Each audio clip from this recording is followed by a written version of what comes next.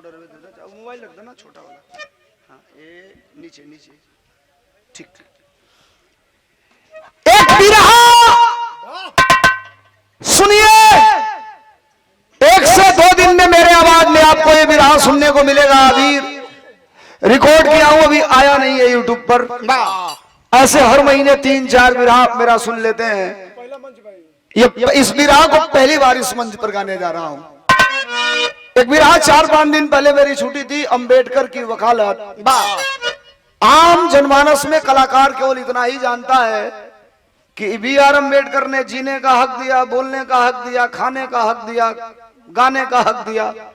उस बिरहा को अगर यहाँ के बाद आप फुर्सत होइएगा, घर जाइएगा तो रात को मोबाइल पे सर्च करिएगा कि डॉक्टर BR अम्बेडकर की वकालत धर्मेंद्र सोलंकी। आप पढ़ना साहब, सुनना उस बिरहा को, पूरे लाइफ के आपका एक अलग तरह का बिरहा होगा, जो कोटेशन उसमें है मार साहब। लेकिन ये जो बिरहा गा रहा हूं, वीरों का बिरहा।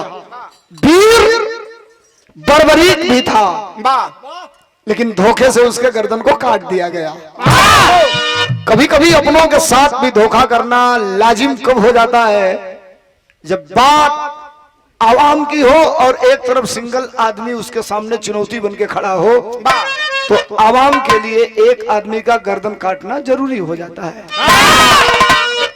अब आइए, अनर्थ धर्म अधर्म हर युग में हुआ था।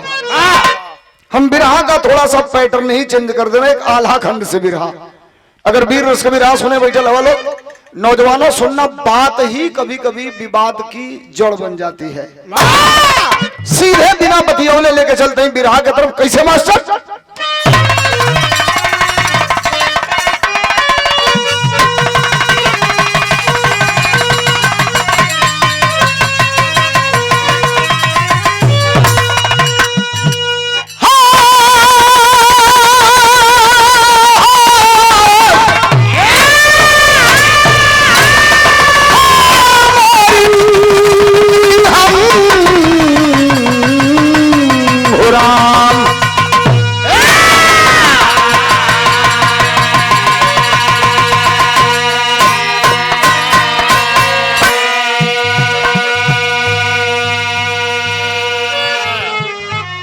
निवेदन, अब जो बैठल बा, हम प्रयास करो कि कुल बतिया आपके समझा दें। यूट्यूब के साथी ला तो हम लोग नया वेराइटी भी दे देते बा। अब वही यूट्यूब पर आइलो ना, तो लोग मिल गए एगो नया मैटर। एक बिरहा निवेदन है कि जितने भी लोग हैं उठ बैठना हो, 15-20 मिनट 25 मिनट। कलाकार बोलता है 15 मिनट बा, हम चाहे के हो। अब मैं इनाम उनाम आवेला तो 10-15 मिनट और बढ़ गई। कोनो तुक पवा दिया गई तो 5 मिनट और बढ़ गई। तो दोस्त गावे वाला का नहीं खे। अब आप सुन किस तरह रहे हैं, बहादुरों की पहचान हर आदमी नहीं करता। और एक बात आप मैं आपसे कहूं, सामाजिक परिस्थितियों में लइका एक होके मर्द होके 10 गो लइका होगा, 10 सारे गड़ुहा होगा, तो ऐसा लइका पैदा कैले कोनो मतलब भी नहीं खे। सुनिए एक बहादुर की कहानी।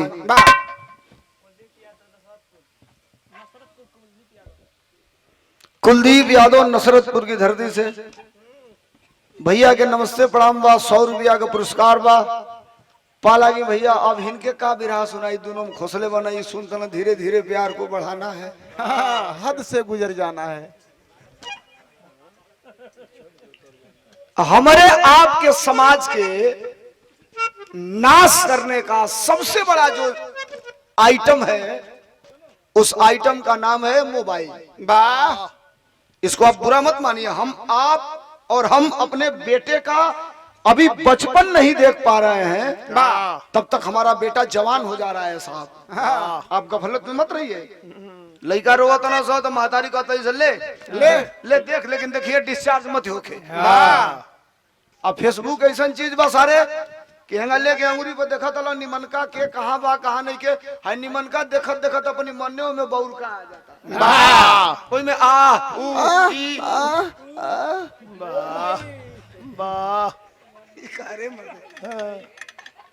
अच्छा हो गया। बैक करा था साले, बैको नहीं किया होता, डायरेक्ट काटे पड़ा था, तब वो पीछे जाता। आप हंसिए मत, आप समझ रहे कि मैं बेटा को मोबाइल दिया हूँ, अच्छा चीज देख रहा है। अब एआई का जमाना आ गया, के का बना के पेश कर देता ना से कोनो गारंटी नहीं की। आई सब ये बात पर बिरहा के तरफ चली। कैसे मास्टर ढोल उठा के आवा।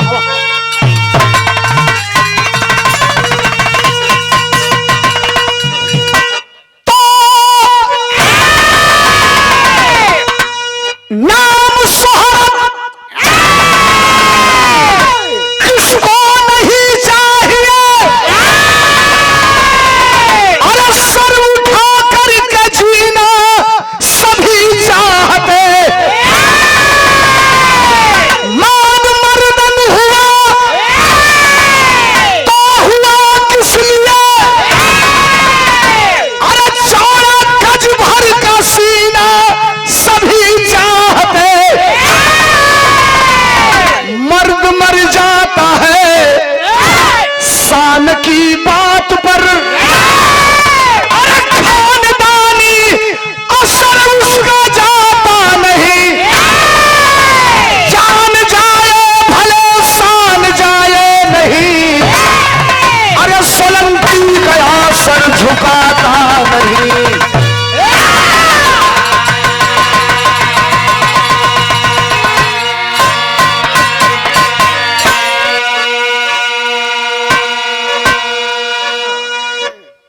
जान जाए तो जाए कोई गम नहीं, सोलंकी गया सर झुकाता नहीं। बिना मतलब का हल्ला करी लोग मौत, जहाँ जरूरत पड़ी वही जकली हलो। बात हमार साफ साफ फरिया जाओ मन से। ए बिरहा के पहले बार गावे चलते नहीं। शहादत और देश के ऊपर मरने वाले लोगों का बिरहा बहुत आपने सुना, बहादुरों का इतिहास। एक बिरहा में अंत में बहुत बड़ी बात आपको बताऊंगा, इस बात को सुनिएगा। कलाकार जब ढूंढेगा तो पाएगा, नहीं ढूंढेगा तो नहीं पाएगा। जिस बहादुरों की बात करूंगा उसको भी आप जानते हैं, लेकिन बिरहा के अंत में बहुत बड़ा प्रमाण दूंगा, शायद कोई दिया नहीं होगा आपके बीच में। गौवारी का टुकड़ा गजल का लाइन है, कौन गजल हमारे साथ।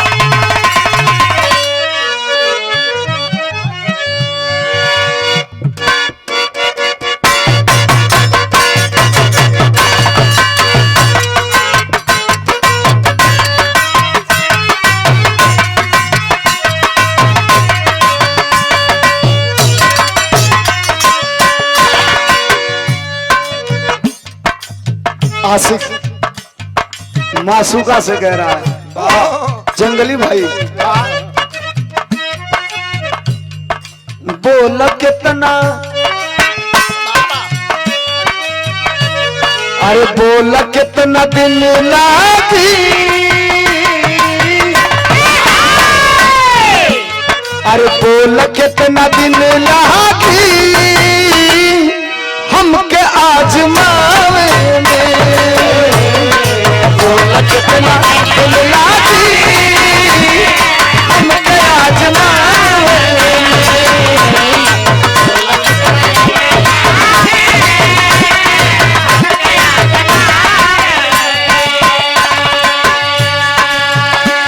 अरे बोल कितना दिन लागी, अरे हमके आजमावे में। जिंदगी, अरे जिंदगी गुजर जाई, अरे जिंदगी गुजर जाई, अरे रूठ ही मनावे में।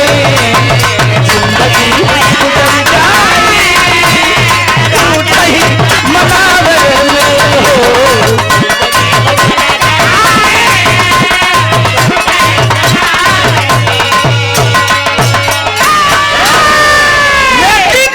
बिरहा में कवि जी वीरन के वीरता पे एक लाइन लिखला, का लिखला मास्टर।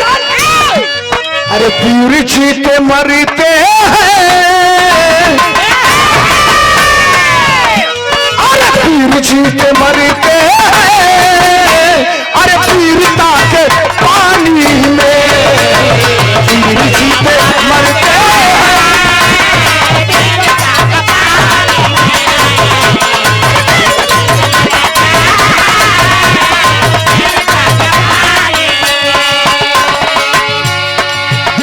अरे वीर जीते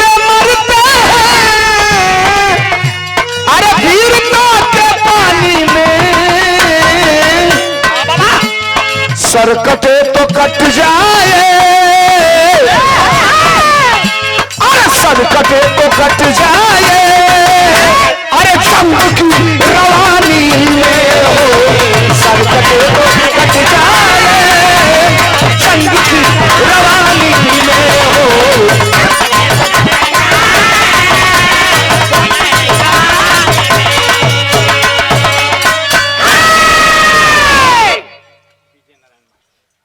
ये श्रद्धेय श्री विजय नारायण मास्टर साहब की तरफ से 100 रुपयों का दूसरे तीसरे बार का पुरस्कार। मास्टर साहब के चरणों में बहुत बहुत नमस्कार बा, बहुत बहुत प्रणाम बा।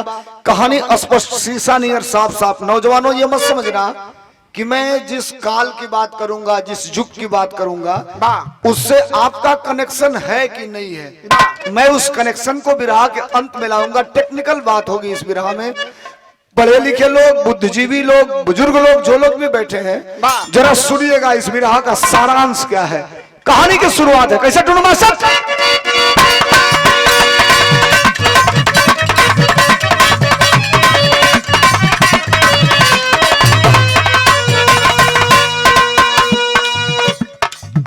अब तनी सा हाफ नोट पड़ जाता तो हमारा कोनो दिक्कत ना रहा। ठीक बा। 100 रुपया का पुरस्कार। नमस्कार। बात पर आवाज जाओ। कैसे? इतिहास आला है और रूतल का बड़ा आला है, अमर आल्हा के साथ में आल्हा का भाला है।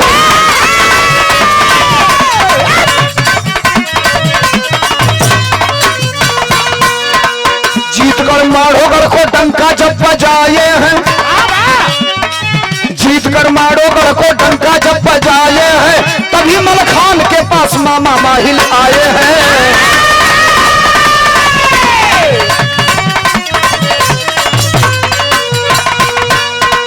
तुम्हारे पिता को परमाल राज सौंपे थे, तुम्हारे पिता को परमाल राज सौंपे थे, राज सिरसागर का उनको दे करके लौटे थे।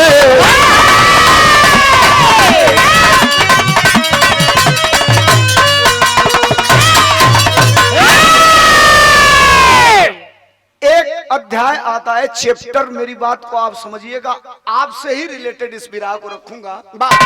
आल्हा और रूदल का नाम आपने सुना है। अब तक चाहे बिरहिया कुछ गाए हो, आप कुछ सुने हो। मेरी पूरी बात को आप समझिएगा। नया वर्जन लिखा है गया कभी नहीं। माड़ोगढ़ के लड़ाई को जीतने के बाद आल्हा और रूदल की कीर्ति पूरे दुनिया में फैली थी। साथ में मलखा भी अपने छाती को फुला करके रहते थे कि उस लड़ाई में बराबर के ये भागीदार थे। बालापुर के ऐतिहासिक धरती से श्री मोहन यादव जी की तरफ से ये 100 रुपयों का पुरस्कार देकर के सम्मानित किया गया है। भैया के बहुत बहुत धन्यवाद बा, बहुत बहुत नमस्कार बा, आप सबके बहुत बहुत नमस्ते बा। अब तनी बात का सुना लो। एक दिन के बाद मामा माहिल आइल हवा के करे लगे तो मलखान की लगे। शुद्ध रूप से देहात में जेके मलखा लोग कह देला। मलखा असली नाम था मलखान। नौजवानों मेरे बात को दिमाग में रखना। मैं कहा हूं कि विरह के अंत में एक नई बात बताऊंगा, और तुम्हारे अगर आप हिस्ट्री के विद्यार्थी हो, केमिस्ट्री के हो, ज्योग्राफी के हो, बायोलॉजी के हो, साइकोलॉजी के हो, जो भी विषय आप पढ़े हो पांचों में, मैं गारंटी दे रहा हूं कि कहीं न कहीं से रिलेटेड उस बात को लाऊंगा जो अंत में आपके बीच में रखूंगा। ये 100 रुपयों का पुरस्कार। नमस्कार बा। मलखान के लगे मामा माहिर आइल हवा।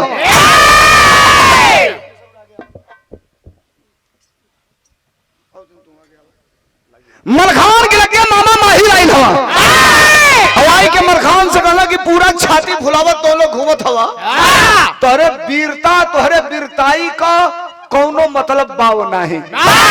मलखा कहला का है तो कहला परमाल राजा तोहरे बाप के सिरसा गढ़कर राज सौंप देले रहला।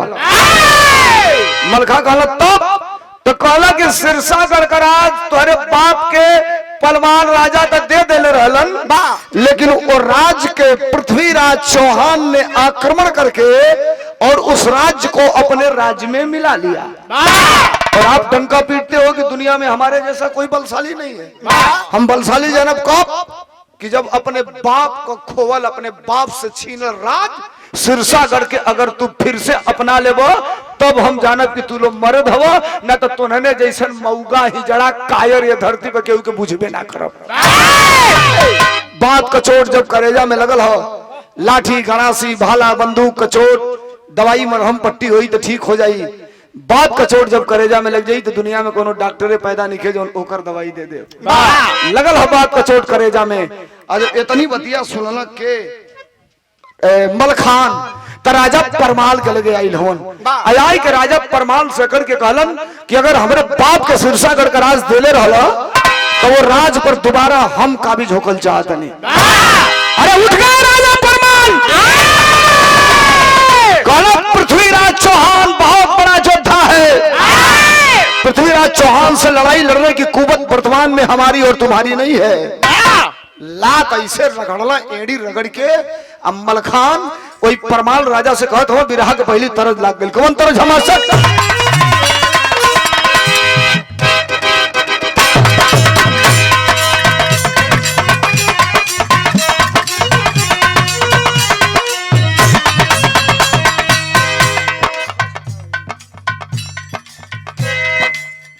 तरज का लाइन बा मास्टर बजावो तो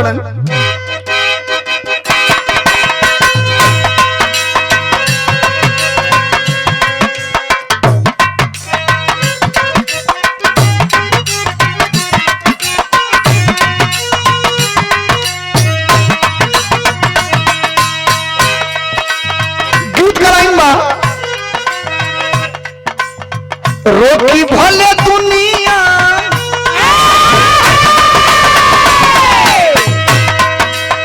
रोटी भले दुनिया दीवार बन के, अरे रोटी भले दुनिया दीवार बन के, दिलवा में रही तू हमार बन के। रोटी भले दुनिया दीवार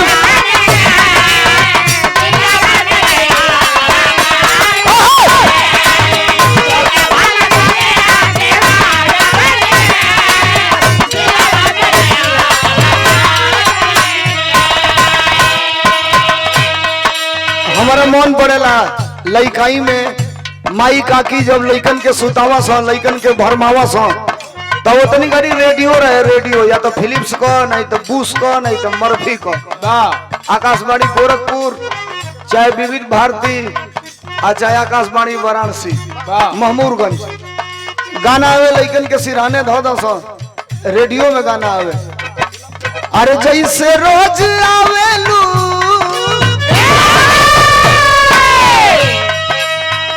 फिल्म का नाम रहे गंगा किनारे मोरा गांव। आजकल का फिल्म अगर हीरो घर से चल दिया, पहले के फिल्म में सस्पेंस रहे, अंत ले पता ना लगे कि का होई। इतनी घड़ी तो फिल्म में अगर हीरो घर से चल दिया तो छोटका लड़का कहता हूँ सारे हीरोइन की यहाँ जाई बीच में कहीं रुकी उकी ना वो मोटरसाइकिल ले ले हीरोइन की यहाँ जाता 50 गो गुंडा बना से सारे तड़ गोली चलावत ना से एक को नहीं खेला आइए को मूर्छा कट्टा निकाल के मारा था तो 15 को मर जाता ना। ये आज का फिल्म माई बहन रेडियो से गाना सुनावे लोग कौन गीत रहल मास्टर। जैसे रोज आवेलू तू टेर सुनी के, जैसे रोज आवेलू तू टेर सुनी के, अरे आई हो रनी दिया निदर पर से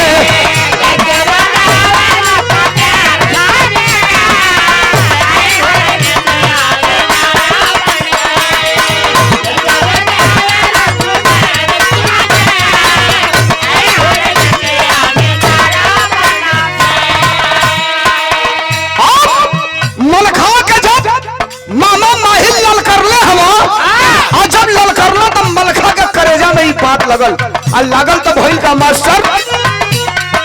अरे चुभी गइल पतिया कटार बनी के,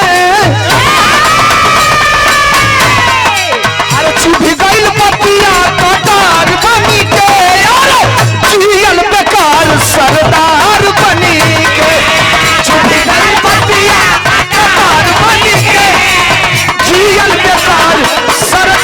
बनी के।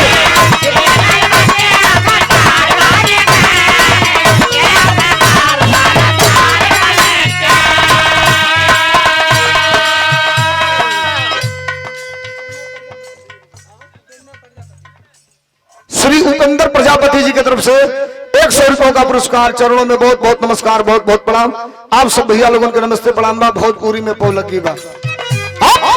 मलखा चलो हवा चलना तो भाई का मास्टर। जहां पर माल रहल अल्लाह माल खान हो,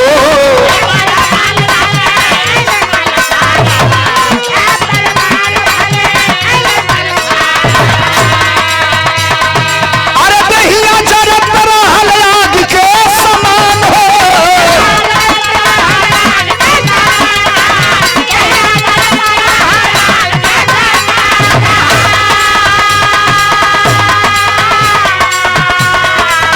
जिंदगी बना बना कतवार बन के, जिंदगी जिया बना कतवार बन के, और कैसा जियब सरदार बन के। जिंदगी जिया बना कतवार बन के, कैसा जियब सरदार बन के।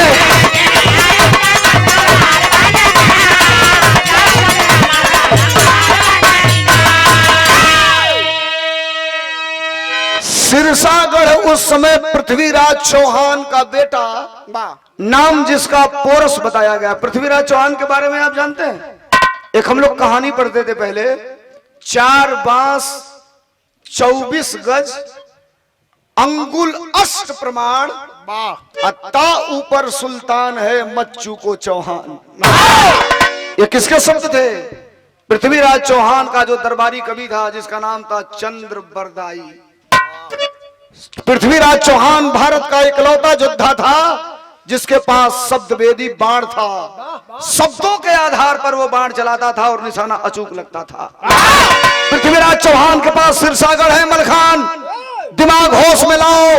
आक्रमण करोगे, चढ़ाई करोगे। हमारे पास सेना उस लायक नहीं है कि हम पृथ्वीराज चौहान से लड़ सकें।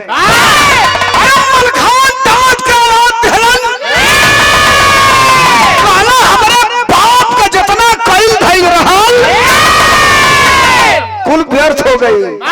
नमक हरामी करबो परमाल राजा, हम अकेले चलो लड़े।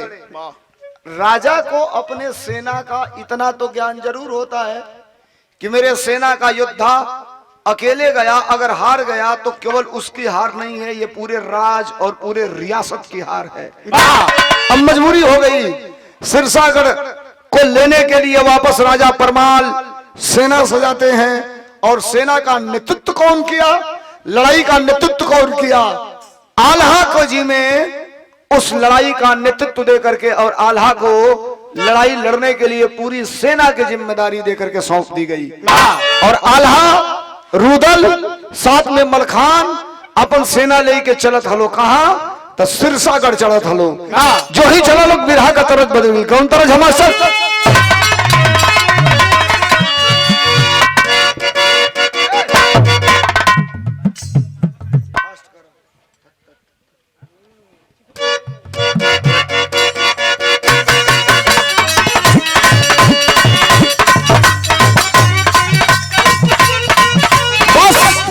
बस बस बस टाइम का कमी है, खाली छुआ के हटा ला, समझ ले। आजकल का मोहब्बत जानते नहीं सबे का बा, प्यार आज का।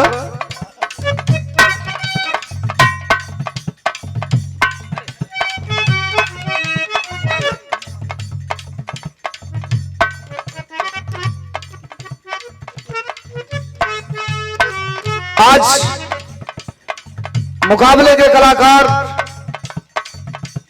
छोटे भाई जंगली राजभर, जिनके द्वारा आपने बिरहा को सुना, बड़ी अच्छी प्रस्तुति थी और अच्छे तर्कों के साथ आपके बीच में अपनी बात को रखने का काम किया है। मां भगवती से प्रार्थना है कि आप दिन दुना रात चौगुना प्रगति करें, रोज अपने कार्य क्षेत्र में आपकी बढ़ोतरी हो, हमेशा सुखी रखें। कन्वर्जन समझिएगा आप, पहले के जमाना में भवो भसुरे का परछाई नहीं करना सा। पहले के जमाना में हाँ भवो भसुरे का परछाई नहीं काड़ा सो आ इतनी घड़ी भसुर बुलेट चलावता भवो पीछे बैठल बिया पिछवा का कैरियरवा नहीं से पकड़ा था हाथवा का गई डंडवा धइले रहता गिरिया सना आ जो कहीं बड़हन ब्रेकर पड़ल हचाक दे ब्रेक मरल तो 2 अक्टूबर जब पीठी में सटा था तो कहतली से भाई साहब गाड़ी बड़ा बढ़िया है कहाँ से खरीदे हैं ऐसने 2-4 को ब्रेकर दिन भर में पड़ जाता तो आज का जतरे बन जाता। इसका साकर भी बहुत टॉप है।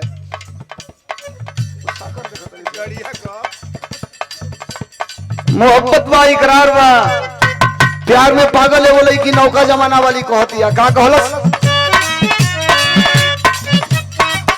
शिखतानी लिखतानी रोजे रोजे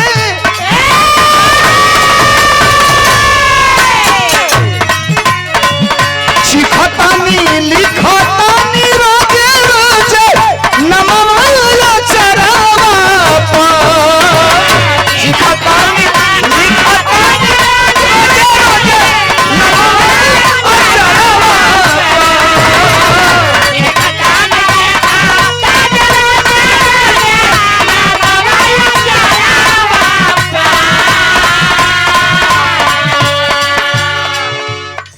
₹100 का पुरस्कार भरत यादव भैया की तरफ से। घबराई मत बिरहा का पाक बिगड़ गई बिरहा खत्म होई तो खत्म हो के सुना दे सुनिए लोग बीच में कुल बात हो कैसे अरे चिखतानी लिखतानी रोज रोज नमवा अचरवा ए भाई जी अब नहीं जमुआ के बिना मिले जाइब हम कबरवा ए भाई जी अब नहीं जमुआ के बिना मिले जाइब हम कबरवा ए भाई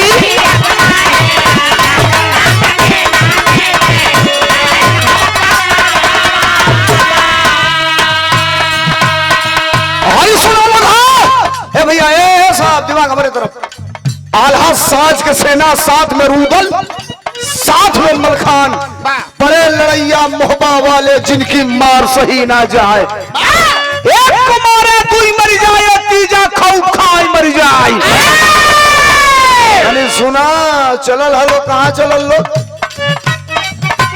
आल्हा तीर से नमाज सजाई चलल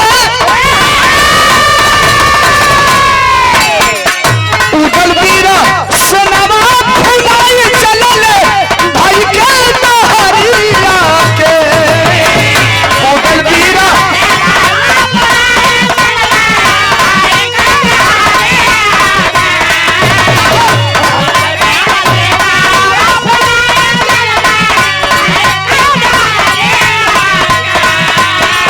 अरे उदल बीरा सिनेमा खुदाई चलल भाई के नहरिया से आदि सिरसा में हम लगाई अपन जाके पलावरिया से आदि सिरसा में हम लगाई अपन जाके पलावरिया से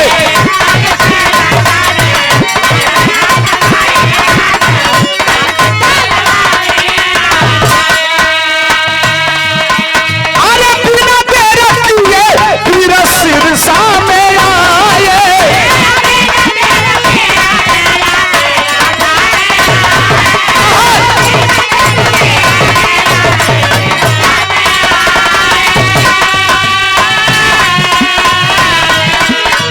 सिरसा घेराइल का राजा खबरिया पाए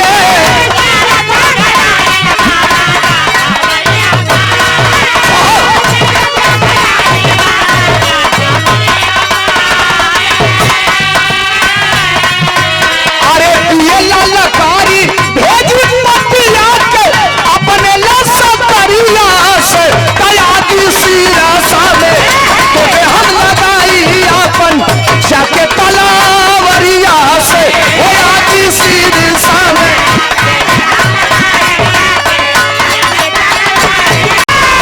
नगारा जिसके नाम का बजा भारत की सेना आल्हा रुदल की सेना जंग का मैदान है जिस तरह महाभारत की लड़ाई हुई थी आप हरियाणा जाइएगा, दिल्ली से आगे बढ़ेंगे हरियाणा, तो रास्ते में वो जगह पड़ता है कुरुक्षेत्र। आज भी वहां की मिट्टी अगर आप खोदेंगे तो लाल निकलती है, वो कुरुक्षेत्र का मैदान।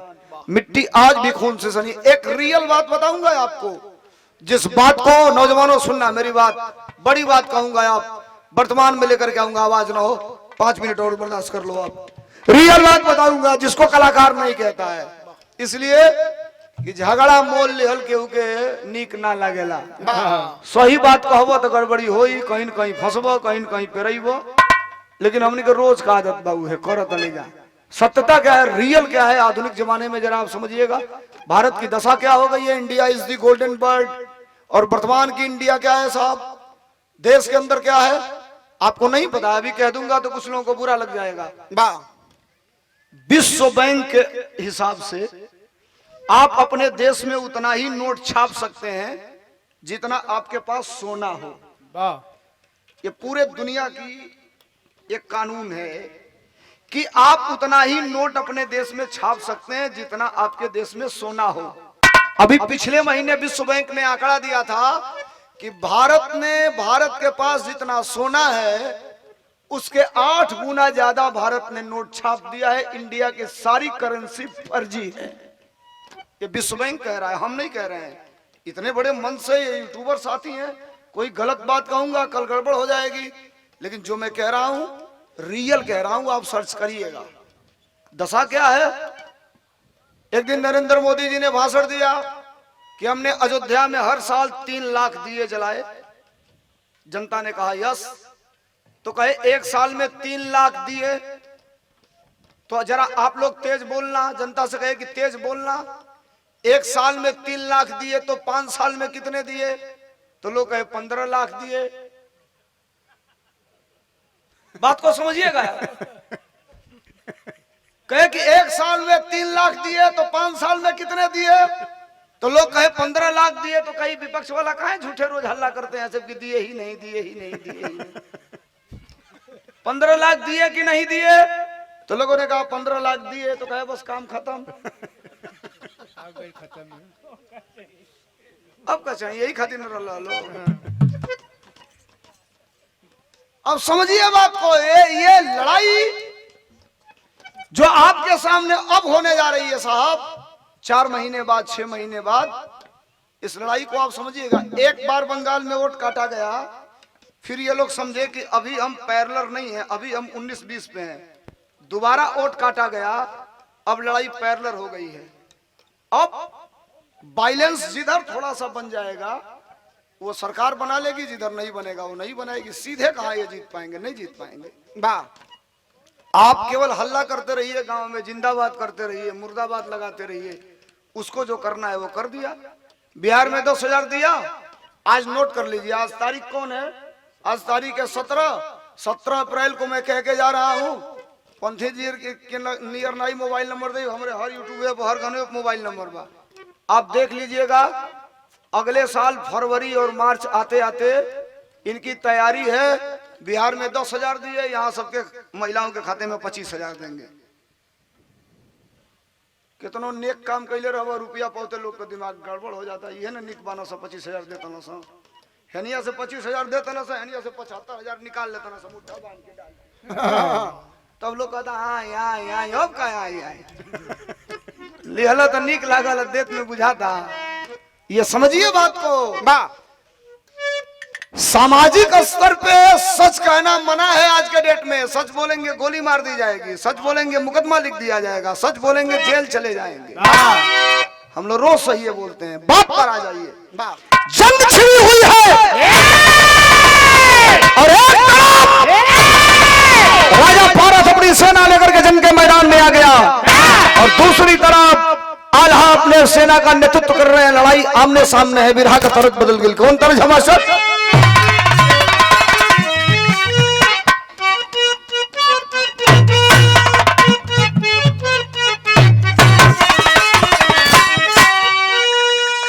पहला दिन है बिरहा के गाँव मंच पर। नया 9 दिन, पुरान 100 दिन। जंगली भाई बताओ ना, पुरान चीज मौके पर काम आवेले।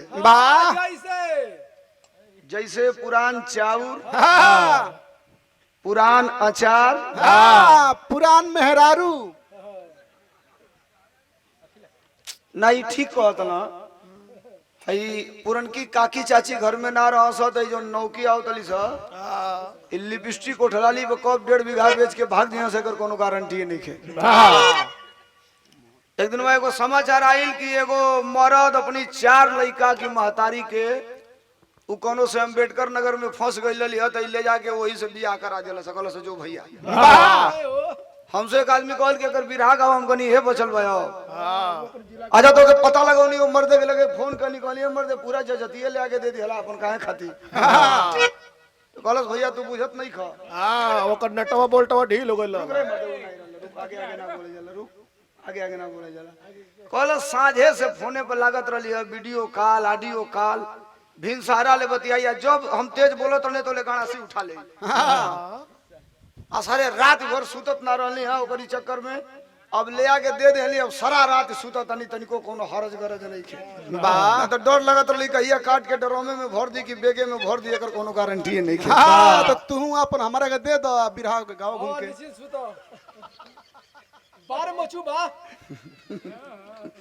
मुछू का के बताई इनकी वाली के इनका बाउस चला दूसरे कहाँ जाता ला असलियत जान आवा तरस बाबी रहा का कौन तरस हमारे साथ अपने जमाने का सुपर हिट गीत रहे एक तो चढ़ल जवानिया अगर मत मारा ओके सम मारा हाँ सम बुझा कि कहाँ गिरी है के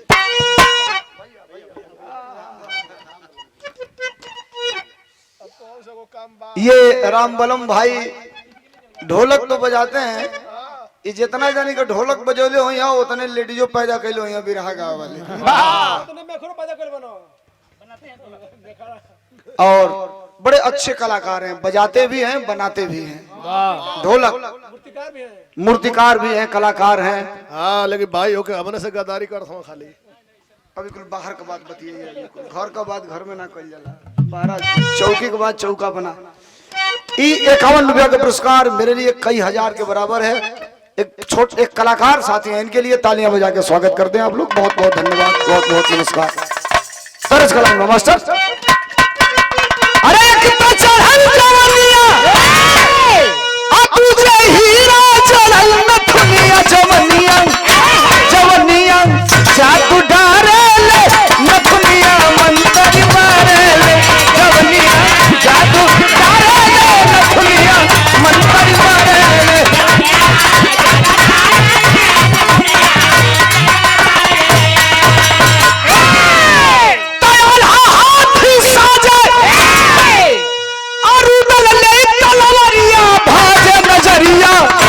नजरिया नजरिया पैरी ढूंढे ले नजरिया पैरी ढूंढे ले नजरिया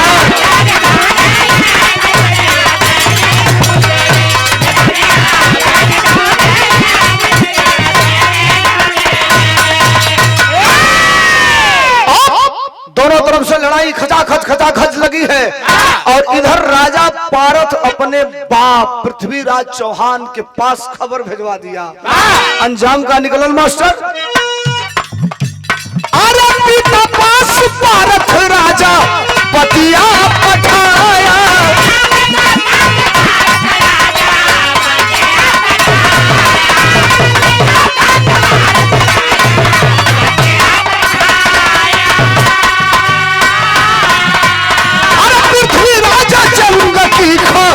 बरछे बपाया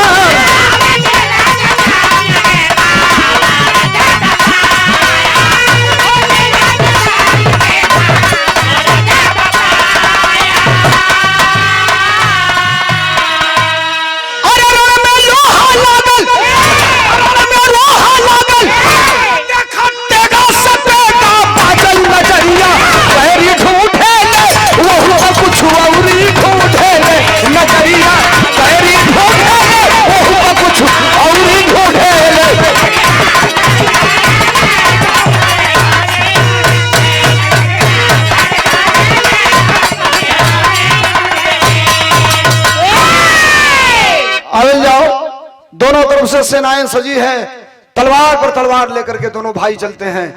इधर से दोनों भाई आल्हा और रुदल, और उधर से राजा पारस की सेना। 2 दिन 3 दिन 4 दिन 5वें दिन की लड़ाई का अंजाम ये निकला साहब।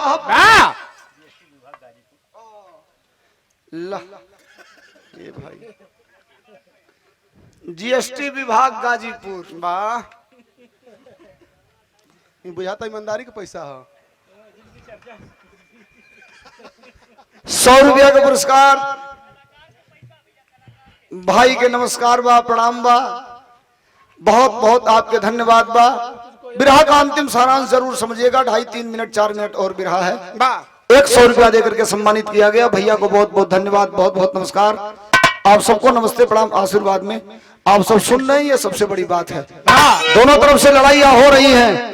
यूं तो कहिए कि आल्हा और रुदल का जो करिश्मा था साहब, दैविक शक्तियां उन दोनों महापुरुषों के ऊपर थी। साक्षात देवी दुर्गा वास करती थी उन दोनों के ऊपर। लड़ाई जब दोनों ओर से छिड़ल, जंग छिड़ गई और पारस अपने बाप पृथ्वीराज चौहान को खबर भिजवा दिया, और पृथ्वीराज चौहान ने 10,000 सैनिकों के साथ अपने सेनापति चामुंडा राय को इधर सिरसागढ़ के लिए रवाना कर दिया। इधर तलवारें पर तलवारें चल रही है, बरसीन जगह काटल जरा, खच खच खच खच खच खच खच खच तलवार चल दिया। आल्हा रुदल के सेना पारस के सेना के काट दिया। अलैता गावे ना कि बड़े लड़ैया मोहबा वाले जिनकी मार सही ना जाए, अरे एक तुम्हारे 2 मर जाए, तीजा खोप खाई मर जाए। घोड़ा बिचला था रुदल के जिसमें भरे हजारों जवान, आधी जमुना में पानी बहे, आधी बहे रक्त की धार।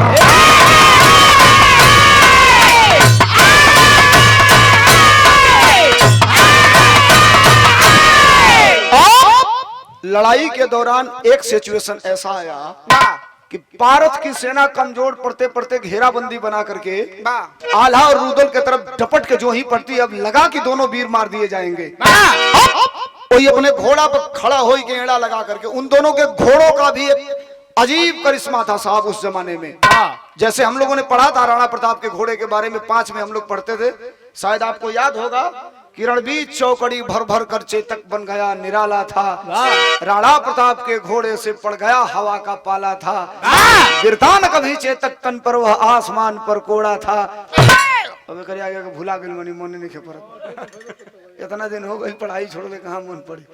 अब घोड़े की एड़ लगा करके और एक ही बार रोकते हैं, और रोक के ऐसे तलवरिया पर निकलना के रुदल भैया और निकाल के तलवरिया ऐसे कोई घोड़वा की पिठिया पर अड़वा दबला गप दे घोड़वा तनी से बिचवा में पिठिया खाल कैलस, इंग ठेंगुनिया के बैठला चिरला है अपन जंघवा, एक पसर रकत लेके हथवा में ऐसे गिरावत हमन रखिहा रखिहा मोह बाबा का पानी, रखिहा मोह बाबा का पानी, अरे जय दुर्गा महारानी। वकील खलीफा यही बड़हलगंज के आरे पास का रहे वाला रहना कहीं का ऑडियो कैसेट आवे वो समय हमन को सुनल जाओ। वकील खलीफा का आल्हा अनहरन के आंख दिहलू कोरियन के काया, अरे माझिन के लाल दिहलू अधन्य तुहर माया देखा जय दुर्गा महारानी। हमरो के दे तू तब हम जानी, हमरो के दे तू तब हम जानी, अरे जय हो दुर्गा महारानी। हमरो के दे तू अरे जय हो दुर्गा, अरे हमरो के दे तू।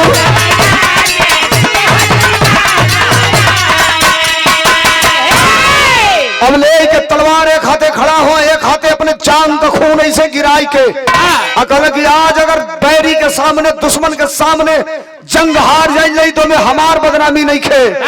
मैं कहा हूं बिरहा का अंतिम शॉट है, लेकिन बिरहा के अंत में आज के रिलेशन, आज के सिचुएशन और आज के जनरेशन की बात करूंगा। सुनिएगा बिरहा पहुंचा कहा, माई भगवती के मैहर वाली मतारी के याद कर दो बिरहा के पहपट में। कैसे मास्टर? अरे मैहर वाली छोड़ के आवा पहाड़ा वाते का बाबू दल के। अरे मैहर वाली छोड़ के आवा पहाड़ा वाते का बाबू दल के। समर भूमि में परसल अंदर वाते का बाबू दल के।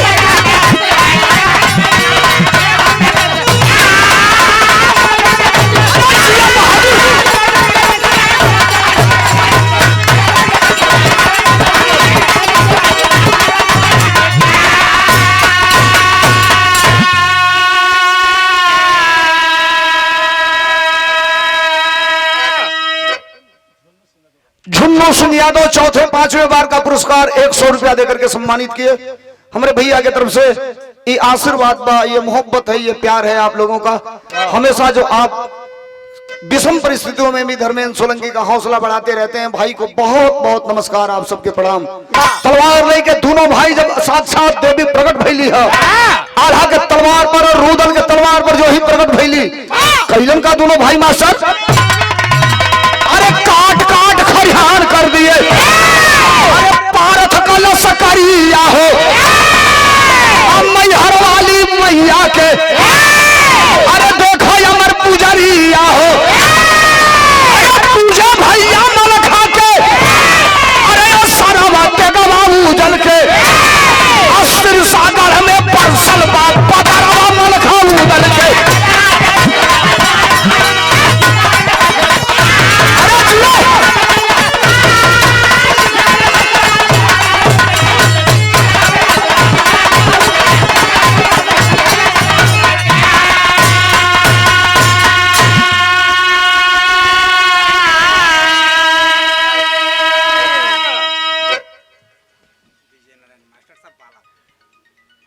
ये विजय नारायण जी मास्टर साहब बालापुर की ऐतिहासिक धरती से 5वें 6वें बार का पुरस्कार देकर के सम्मानित किए हमको।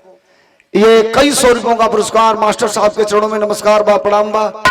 ये प्रद्युम्न सिंह यादव प्रबंधक गुरुकुल पब्लिक स्कूल रघुवरगंज की ऐतिहासिक धरती से ये हमारे परिचित लोग हैं। हमेशा सम्मान प्यार कहीं इधर मिल जाते हैं तो आप लोगों का आशीर्वाद मिलता रहता है। ये 100 रुपयों का पुरस्कार दूसरे तीसरे बार का बहुत बहुत धन्यवाद।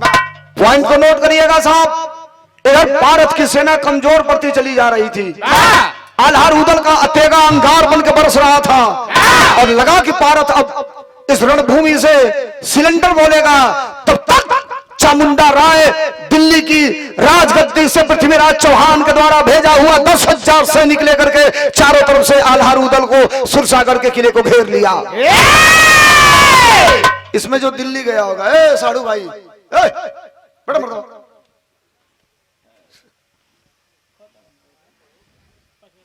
आप दिल्ली गए होंगे, अगर दिल्ली के लाल किला पर गए होंगे, आगरा गए होंगे, रेड फोर्ट अगर गए होंगे, रामनगर का किला अगर बनारस का देखे होंगे, तो एक बात मैं आपसे बता रहा हूं, सुनिएगा आप।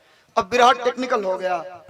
किसी भी किले को आप देखिएगा, राजा के किले को, तो किला के बाहर बाहर, यानी ये पूरा किला है, दिल्ली के लाल किले को भी देखिएगा आप, किले के बाहर आपको कम से कम 14-15 फीट चौड़ी ऐसे नहर टाइप की आपको चारों तरफ मिलेगी।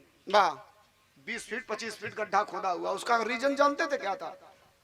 रीजन ये था कि लोहे का वहां गेट ऐसे लगा हुआ था, तो चचरा टाइप का। आना जाना है आपको, ना बोलो बेटा, आना जाना है उसी से आपको। अगर कोई सैनिक, कोई देश, कोई दुश्मन आक्रमण करता था तो उसको उठा दिया जाता था। अब 20 फीट चौड़ा है, गड्ढा है, ओमे रजवा का करना से कि गरम खौलत तेल वही में भरवा दो सा। अब जे टप के अंदर चल जाओ, जो में गिर जाओ वही जाओ कर काम तमाम। किसी भी राजा के किले में आप जाएंगे, पहला गेट जो पार करेंगे तो समतल आपको रास्ता नहीं मिलेगा, ऐसे मिलेगा। आप लाल किला जाइए, आगरा जाइए, रामनगर जाइए, किसी भी अगर आपके इर्द गिर्द राजा का किला होगा वहां जाकर देखिए, पहले गेट के पास रहा अपने तीसरा चौथा गेट के अंदर। ऐसे क्यों रहता था? अगर यहाँ से बच गया यहाँ जाएगा तो बड़का बड़का पत्थर धैले रहा सो ऊपर से ढरका दो सा ओसे वो इतना तेज आई कि पड़ जीव तो कचारत मुआवत तो होके चल जाएगी। उससे अगर बच जाते थे तो किले की जब आप बाउंड्री देखेंगे तो ताखा नियरों में बनावल है, ताखा नियर। उसमें सीधा होल नहीं होता था, टेपर होल होता था। सैनिक उसी में छिपे रहते थे, बंदूक की नाल निकली रहती थी। यहां से अगर अंदर आप चले गए तो फिर उन सैनिकों से नहीं बच पाएंगे।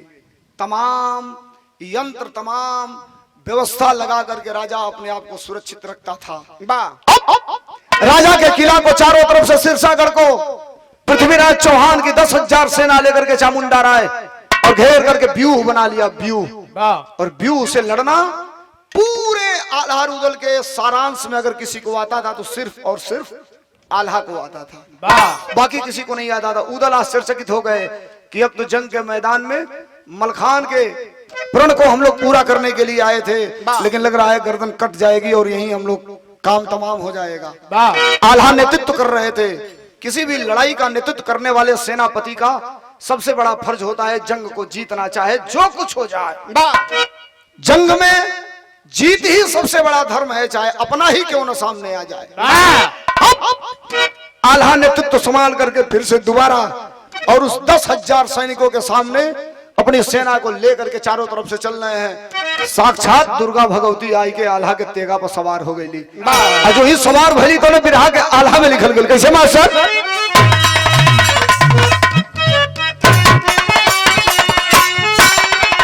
अरे बतिया पर मरी जाला, अरे बतिया पर मरी जाला, आई है पति धर्म रतवा भैया।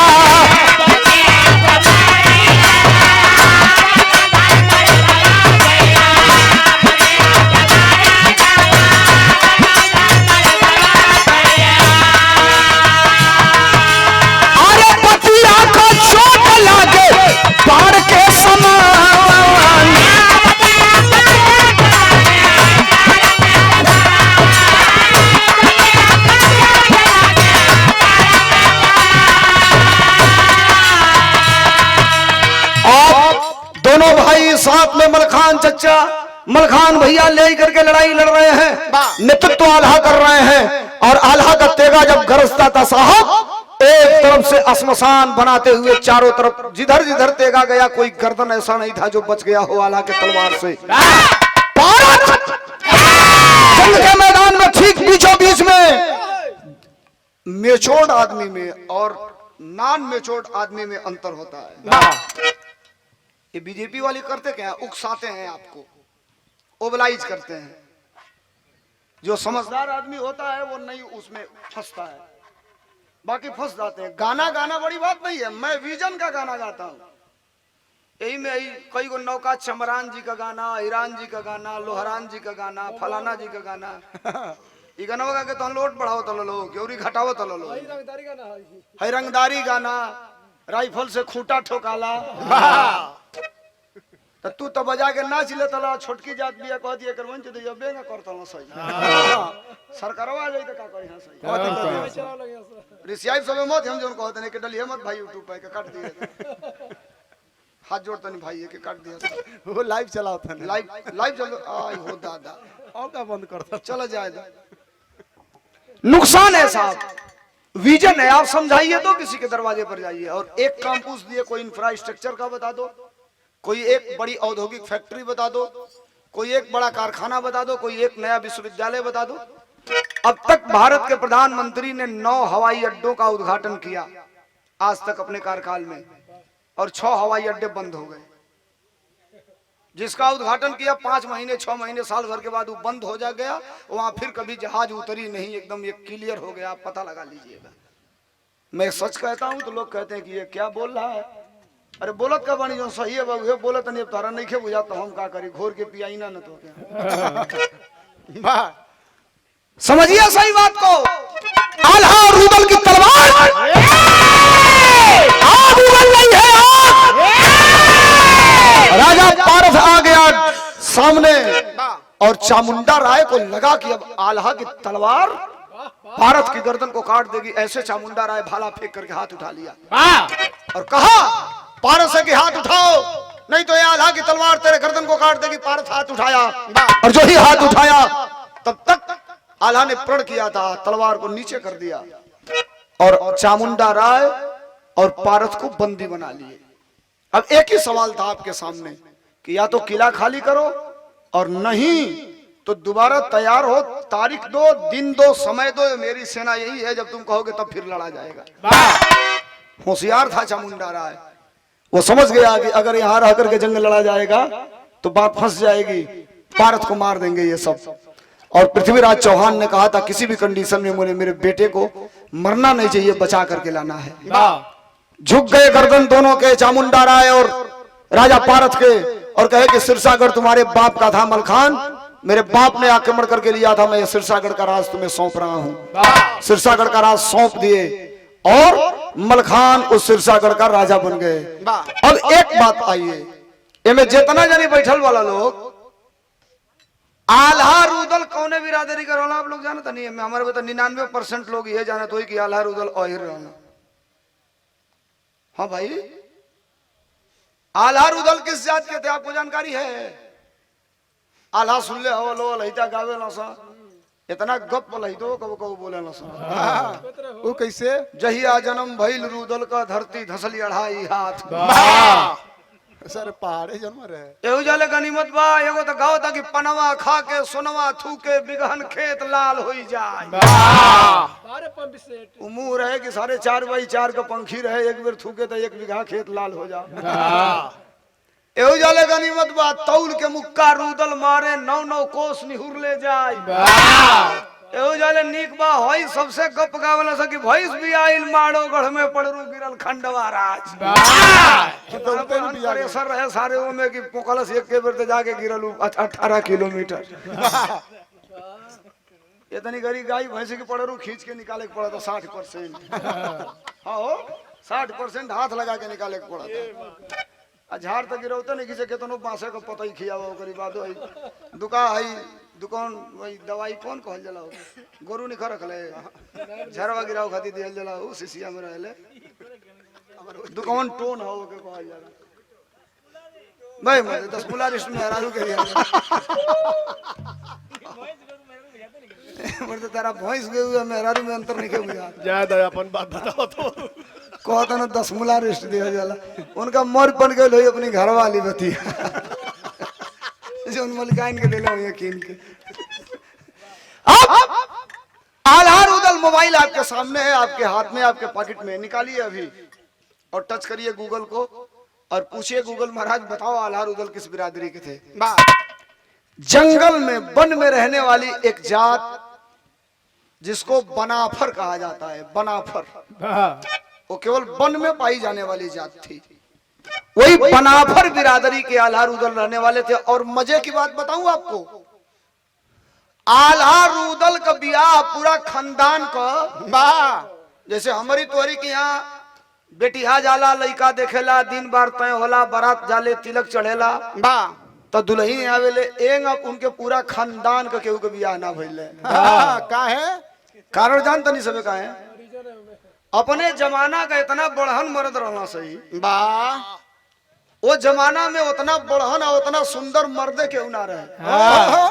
जैसे लिपस्टिक का पपरा उकस जाला तो एकदम नहीं सुंदर सल्फा लागेला, वही का सबसे बढ़हन बढ़हन दे ही कौनो लड़की वाला चढ़वे ना करे, कहे सारे का इतना बढ़हन दे ही, इतना बढ़हन हाथ, इतना बढ़हन गोड़, उतना बढ़न हथियार।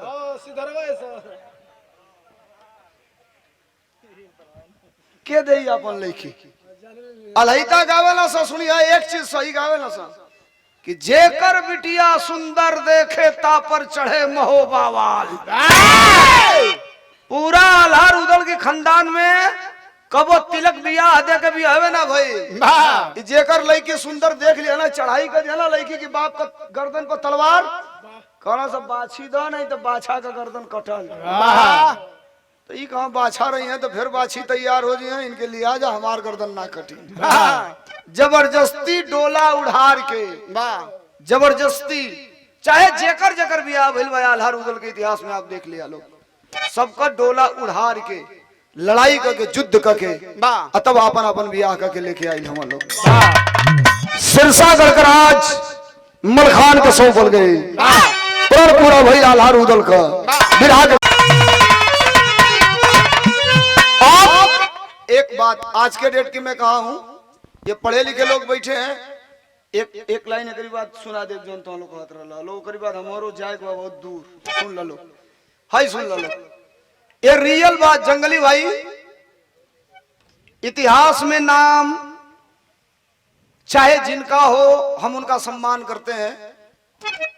बड़े बड़े इतिहासकारों ने लिखा, कहीं इतिहास में आल्हा रुदल का नाम नहीं पाएंगे आप। जानते हैं क्यों? यही कह देता हूं तो कई जगह एक लोग खड़ा होकर कहे कि तुम आग लगा रहे हो। हमने कहा क्या लगा रहा हूं? आल्हा रुदल बहादुर थे, उनका भी नाम आना चाहिए इतिहास में। सिर्फ और सिर्फ उनका नाम इतिहास में इसलिए नहीं आया कि आल्हा रुदल पिछड़ी जात के रहने वाले थे, इसीलिए इतिहास में उनका नाम नहीं आया। आजादी की लड़ाई में जितने लोगों का नाम आप सुनते हैं, राम प्रसाद बिस्मिल, अशफाकुल्लाह खां, राजेंद्र लाहिड़ी जैसे हजारों लोगों ने प्राणों की बाजी देकर देश को आजाद कराया, लेकिन आजादी की लड़ाई में कई हजारों ऐसे लोग थे जो अपने देश के लिए कुर्बान हो गए, फांसी पर झूल गए। उनका नाम इतिहास में इसलिए नहीं आया कि वो पिछड़ी जात, अनुसूचित जात और अनुसूचित जनजात के रहने वाले थे, इसलिए उनका नाम इतिहास में नहीं आया। देखो विराम बोले बनी सुनिए लोग, राती का मौका मिली तो क्रांतिकारी बांके चमार जौनपुर का रहने वाला एक ऐसा योद्धा, 40 अंग्रेजों को एक ही दिन मार दिया, बेइज्जत कर दिए थे एक लड़की को तो, लेकिन इतिहास में कहीं उसका नाम नहीं है। उतर जके जके मौका मिलेला हमनो तोहरो जात में लोग जागरूक हो गइल बा। उ किताबिया नहीं खे लिखल थे, तनी घड़ी नया किताब लिख के लोग जगावता बतावता कि हाँ हे जात बिरादर का लोग क्रांतिकारी रहे, इतिहास में अमर रहे। खेमपुर की धरती से सुनील यादव सनाप श्री राम यादव प्रधान पद के भावी प्रत्याशी, खेमपुर की ऐतिहासिक धरती से 51 रुपया का पुरस्कार बा। नमस्कार बा, प्रणाम बा, आप सब लोगों की अग्रिम शुभकामना बा, बधाई बा। लड़ल जा प्रधानी का चुनाव, आप लोग वोटर लिस्ट जरूर सुधर वाली है लोग। कारण जान लो लोग, ई वोटर लिस्ट अबे कैसे जान के अबे फाइनल लिस्ट निकल ही नहीं खे, निकले वाली रही यही 12 तारीख के, तो ले फिर डेट बढ़ गई कि अब निकली 22 तारीख के। डेट बढ़ गई, कब बेर बढ़ी अब एकर कोनो गारंटी बा नहीं। अबे हम काहे खातिर सुधरवाओ कहत नहीं तालो नहीं खोलो बुझत, हंसलो मत। ये SIR करा रहे हैं सब, फाइनल वोटर लिस्ट आ जाएगी जब, तो जेकर वोटर लिस्ट में नाम रही तो कहीं से तू ही ये देश का हो, जेकर ना रही कहीं से तार पते नहीं कि इंडिया कहिए ना हो, जा जहाँ करा लो निकल आई जैसे बा। चलो यही हो रहा है बंगाल में। तो सबसे जरूरी है आपको अपने आप को प्रमाणित करना। अब आप बताइए, हमारी 5 पुश्तें इसी मिट्टी में दफन हो गई और हमको भी बताना पड़ रहा है कि हम इस देश के रहने वाले हैं कि नहीं रहने वाले। और पूछ कौन रहा है? पूछ कौन रहा है? हमसे सवाल पूछ कौन रहा है? जिसको वहां की सरकार ने तड़ी पार करके 3 साल के लिए निकाल दिया था, ऐसा आदमी हमसे पूछ रहा है कि आप बताओ आप इस देश के रहने वाले हो कि नहीं रहने वाले हो। मैं नाम नहीं लेना चाहता, कलंकिया आदमी हूं। हर महीने में एगो रसीद मिल जाती है कि यहू जा हो गई एगो, अब ना वो लिहल बंद कर दिल बनी जामनी का गईल माँ के दिन 29 बाकी तो ऐसे ना हो हईलो चढ़ा दे लो, कोनो पा जाई तो दे दे ले आके। ये जीव के काम। अब 1 हफ्ता पहले झेलली है जब महुआ तर वाला के छोड़ौली है कोनो रविंद्र भाई के 3 साल पहले के बिरहा गौल ना तो हो गए वारंट। और दरोगा यानी दुबे जाइल ना कहना ना ना हम ऐसे नहीं मानेंगे ना। ती भइल का तो कहना 13 बेर कचहरी में घूमबा तो कुछ माल लागी, तो हम कहनी दो जा रविंद्रो भाई। एक आदमी कहता कि हम ले ना ले तो दे थोड़े लोग के तनिको लेता राम हो देता राम तो हम ना। अब आइए बिरहा के खड़ी में कैसे मास्टर।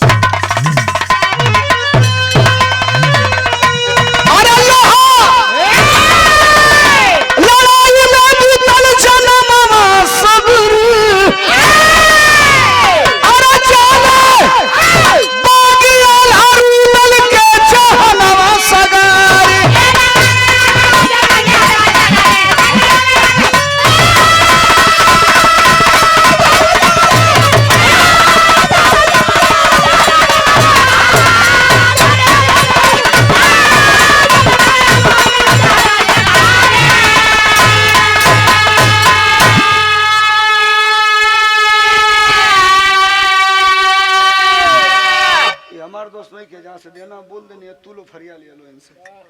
अंतिम लाइन, आल्हा रुदल इस धरती पर अमर हो गए, वाह उनके कलम से नहीं हुए वाह लेकिन आम जनमानस के कलम से अमर हो गए। अब एक निवेदन आपसे, आज देश और प्रदेश में एक आदमी